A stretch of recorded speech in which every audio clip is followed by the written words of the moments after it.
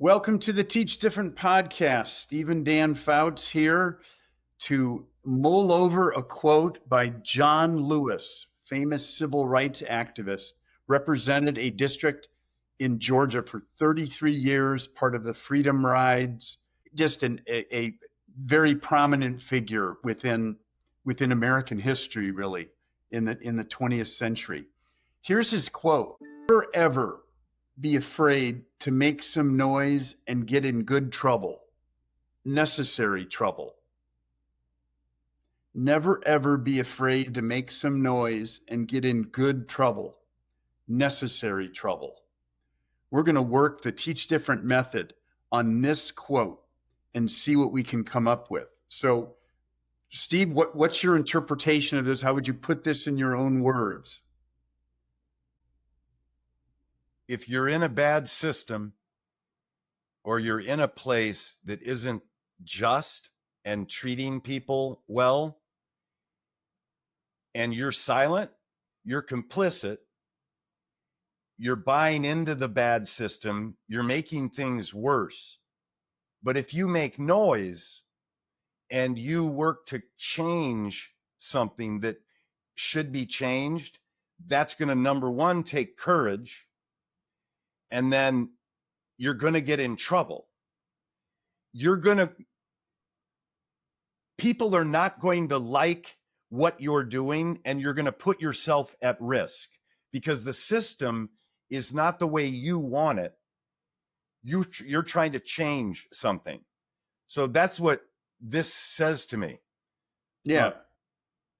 Never be afraid. So definitely the whole courage is in there. Never be afraid to make some noise and get in good trouble. So yeah, the word trouble suggests that what you're doing is going against, at the bare minimum, a status quo, and then could be a law that is imposed on society. And then the end, necessary trouble, which makes you think that he's saying that certain kinds of trouble you should get in. Okay, so this really flies in the face of what most people would think, which is follow the rules, obey authority. This is saying don't obey authority. That's actually the counterclaim. You should always be afraid. If you're getting in trouble, it's not a good sign. You should be checking yourself and protecting yourself. That's the counterclaim. Yeah, right. And this is saying you should get into trouble.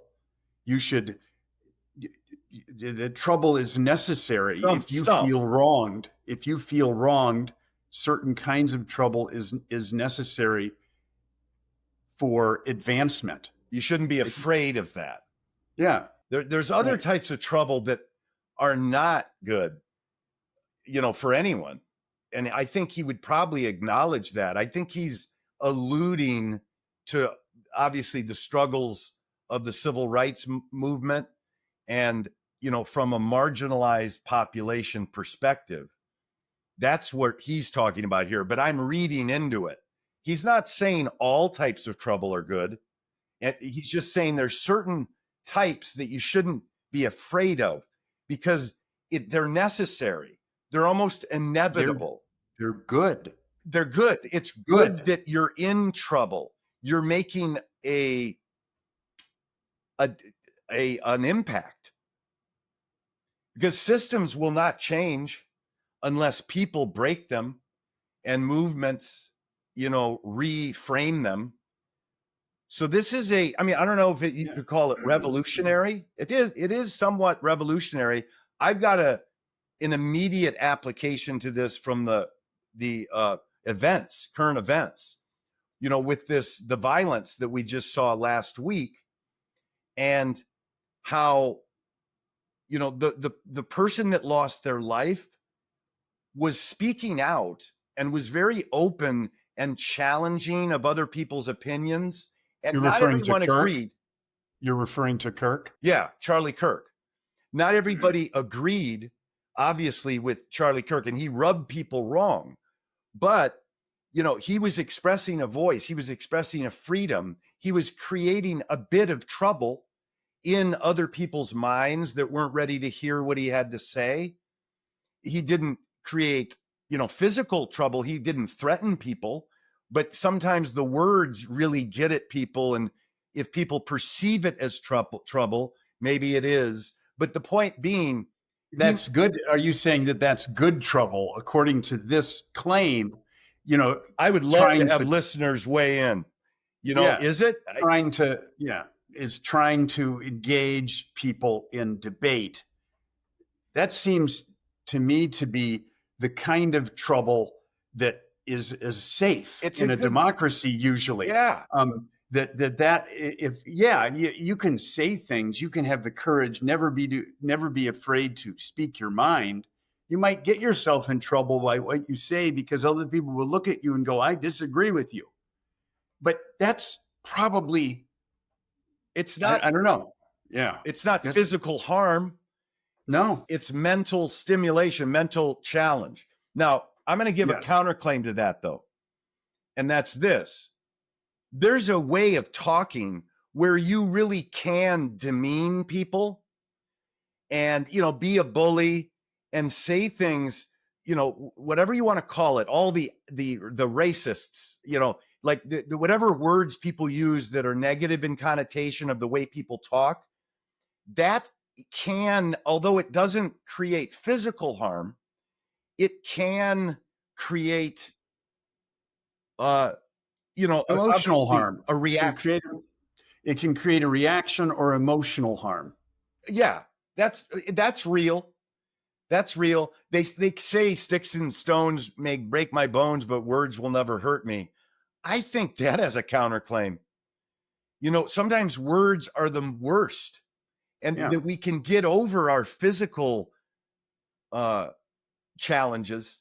It's just when people like make us belittle us, make us feel less than, and just when you just feel targeted, that is a really, really scary feeling. It also creates a lot of animosity and anger. But again, back to the quote. Yeah. Right. The question, maybe the essential question is, what type of trouble is worth it? Or, Yeah. what's the criteria for what is worth speaking out for and maybe like risking your life for? Is it free speech in general, or is it something that you need? What is good trouble? What is necessary trouble? That's There's your essential that's question, it. because that's going to change depending on the person. To a civil rights activist, good trouble is going to mean one thing, Right. but to a conservative activist, Yeah. let's say a pro-life group, good trouble is going to look something different. So and then another question, what are the boundaries of action that should constrain us in acting on anything, whether we call it good trouble or not? I mean, we have to be under boundaries of action. I'm thinking of the Supreme Court. I teach government. This is exactly what the Supreme Court has to deal with very controversial groups. I'm going to use John Lewis's language, getting in good trouble, doing things that they believe are, worthwhile and important for their cause. And then they have to set boundaries for that. And that's difficult to do. The boundaries are because you're within a system. And the other layer to this is perceiving that someone is creating trouble is reality enough, regardless of the motivations or intentions of the person saying it. So that adds a layer. We're not totally in control of how people react to us, which makes it even more dangerous, to speak out, because maybe even half the people are going to take you a certain way. Exactly. And that's what becomes your demise if someone gets mad enough, at you, or enough people get mad at you, and then they try to stop what you're doing. Sure. And this is one of the, I want to say, costs of living in a democracy that promotes freedom of speech and expression. It not only supports expression that lands and creates peace, but it also protects, our Constitution also protects speech that riles certain people up. And freedom has to be a broad swath of activities. Otherwise, our system doesn't function the way it should function. I mean, this is, to your point. I'm going to the what we spend a little time on the counterclaim. Counterclaim is don't speak up as much. Be afraid that what you say is going to cause trouble, and choose restraint and silence over trouble. Trust, you could even argue, trust. Don't make trouble. Go along. Trust the people making decisions, or trust the leaders. Yeah. Like if your teacher is telling you to sit down and you want to create trouble because you don't want to sit down, you could just say, look, they're wanting me to learn and everybody else to learn. That's why they're doing this. I'm not going to think about it personally. I'm just going to do what they're going to say. Yeah. Trust the person in authority. Trust the person in authority. But if you don't trust authority, and I'm sorry, that's what's breaking down in society. That's the challenge. If you're not trusting authority, then you're left to your own